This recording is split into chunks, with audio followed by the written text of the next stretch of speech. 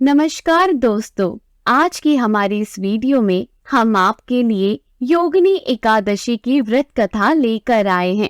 एक समय भगवान श्री कृष्ण और महाराज युधिष्ठिर के बीच एक अत्यंत महत्वपूर्ण संवाद हो रहा था।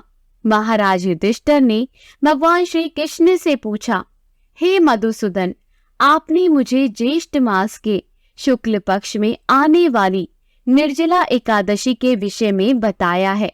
अब मैं आषाढ़ मास के कृष्ण पक्ष में आने वाली एकादशी के विषय में जानना चाहता हूँ। भगवान श्री कृष्ण ने उत्तर दिया, हे राजन, आषाढ़ मास के कृष्ण पक्ष में आने वाली एकादशी का नाम योगिनी एकादशी है। ये एकादशी बड़े से बड़े पापों को भी नष्ट करने की क्षमता रखती है। योगिनी एकादशी की व्रत के कथा अनुसार अलकापुरी के राजा कुबेर देवताओं के कोषाध्यक्ष थे। वे भोलेनाथ के परम भक्त थे। उनके नगर में हेमामाली नाम का एक सेवक रहता था, जो प्रतिदिन मानसरोवर से एक विशेष पुष्प लेकर आता और उसे भोलेनाथ की पूजा हेतु कुबेर को प्रदान करता था। हेमामाली निष्ठापूर्वक अपने स्वामी की सेवा करता था। कुबेर भी उससे बहुत प्रसन्न रहते थे। इसी सेवक की हेमामाली की पत्नी बहुत सुंदर थी, जिसका नाम विलाक्षी था। हेमामाली अपनी पत्नी के लिए बहुत आवश्यक था। एक दिन वह प्रातः मानसरोवर से पुष्प लेकर आया, लेकिन सीधा अपने स्वामी कुबेर के पास जाने के बदले वो अपनी पत्नी के पास पहुंचा और पत्नी के साथ आनंद प्रमोद करते हुए उसे समय का ध्यान नहीं रहा। दूसरी तरफ राजा कुबेर भोलेनाथ की पूजा के लिए पुष्प की प्रतीक्षा करते रहे। प्रतीक्षा करते करते 6 घंटे का समय बीत गया।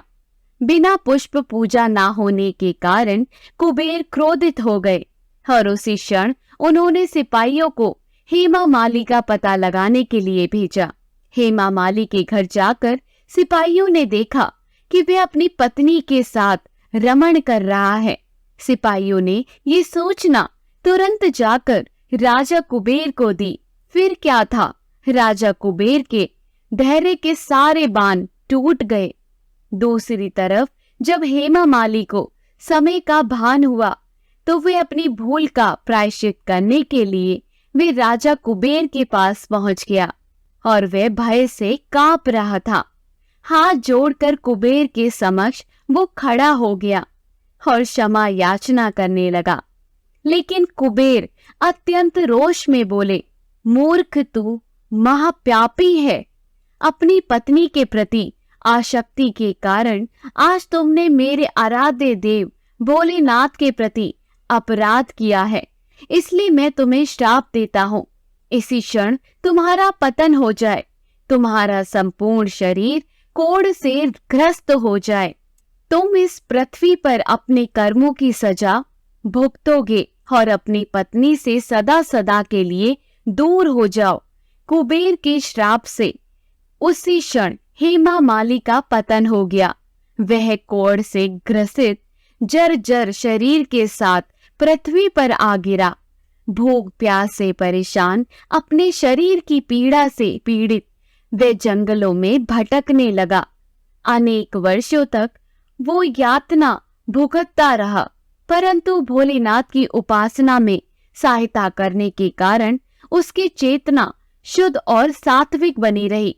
एक दिन वो एक पर्वत पर जा पहुंचा, जहां ऋषि मार्कंडे तपस्या कर रहे थे।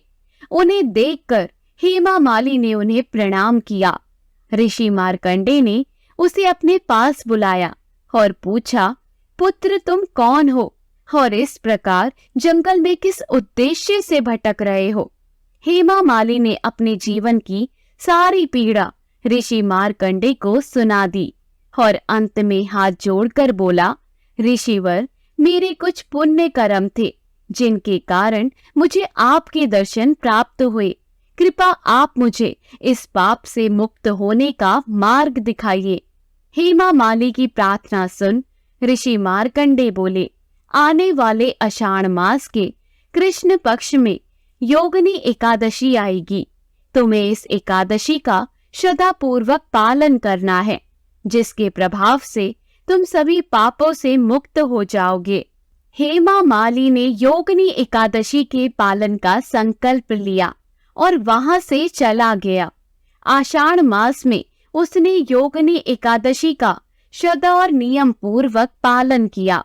व्रत के प्रभाव से उसका शरीर कोढ़ मुक्त हो गया और अपने पूर्व शरीर को प्राप्त करके वो अपनी नगरी अलकापुरी वापस लौट गया।